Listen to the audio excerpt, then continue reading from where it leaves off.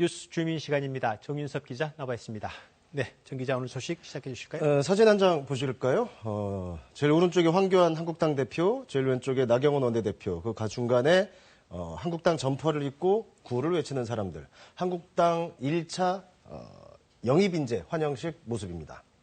어제 박찬주 전 대장 네. 그 사병을 상대로 갑질 논란이 있었던 네. 일단 보이지 않네요. 그러니까 일단 오늘은 명단에 없었습니다. 그러니까 일단이라고 하는 건 철회되거나 배제된 건 아니라는 뜻인가요? 그런 얘기가 있었는데 오늘 환영식이 끝나고 황교안 대표 기자 질의에 답이 있었는데 그 안에 정답이 있었습니다. 직접 들어보겠습니다. 오늘 그럼 박찬주 대장을 영입 발표해서 배제하신 것은 가장 큰 이유가 뭔가요? 지금 내 말씀 들었습니까? 배제라니요. 정말 귀한 분이에요. 황 대표 웃음소리도 좀 크고요. 목소리도 좀 커지고 답변 방식이 조금 달라졌죠. 그러니까 당초 이제 박찬주 전 대장이 배제될 것 아니냐라는 거에 대해서는 황교안 대표가 오늘 저렇게 직접 답을 한 거고요. 그러니까 오늘은 경제 관련 인재들이다. 앞으로 예. 안보 관련 인재들 때 한번 봐라. 이런 취지로 해석이 됐습니다. 지금 저렇게 자신감이 묻어 있는 건 네. 영입한 인재가 평가가 좋다 뭐 이런 뜻인가요? 그러니까 오늘 사실 여성, 청년, 경제 분야라면서 8명이 발표됐는데 여전히 사실 좀 분위기는 좋지는 않은 게 예. 그 신상진 의원 지금 한국당 혁신위원장인데요. 오늘 아침에 한 라디오 방송에서 논란이 되는 인물들을 지금 처음 발표를 했잖아요. 그런 예. 인재 명단에 넣어야 했었는지 아쉽다.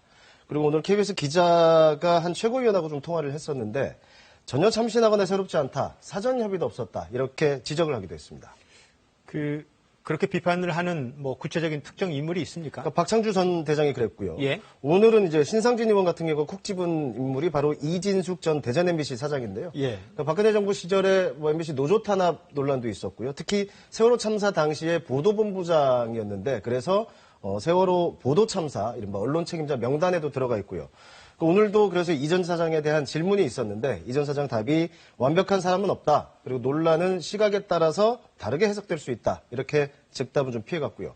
그리고 뒤늦게 알려진 게 이제 오늘 포함된 김영하 교수가 있는데 과거에 65세가 돼서 기초연금을 받으면 인생을 잘못 사신 거다라고 했던 발언이 다시 소환되면서 논란이 되고 있습니다. 예. 그래서 지금 황 대표에 대한 리더십 이야기가 나오고 있죠. 인재 영입에 문제가 있는 거 아니냐 뭐 이런. 그렇죠. 뭐 절차나 그리고 결국은 리더십에 대한 지적인데요. 오늘 황 대표 역시 여기에 대한 직접적인 질문을 받았습니다. 들어보겠습니다. 대표님이 어떤 리더십에 상처를 받았다는 지적도 있는데. 글쎄. 그걸 당에 물어보세요. 그 뒤에서 물어오지 말고 정식으로. 그러고 발표를 하세요. 최고의 누구에 물었더니 이렇더라. 그렇게 하세요, 정면으로. 뭔가 제스처도 나오고요. 보통 언론에서 이제 익명으로 당 관계자 발로 보도를 하니까 이제 저렇게 답변을 한 건데, 예. 뭐 최근 이제 표창장, 뭐 공천 가산점 이런 논란이 이어지면서 이제 당내 불안감이 있는 거 아니냐, 또 실제 그런 게 있는 걸로 사실로 확인되고 있는데요.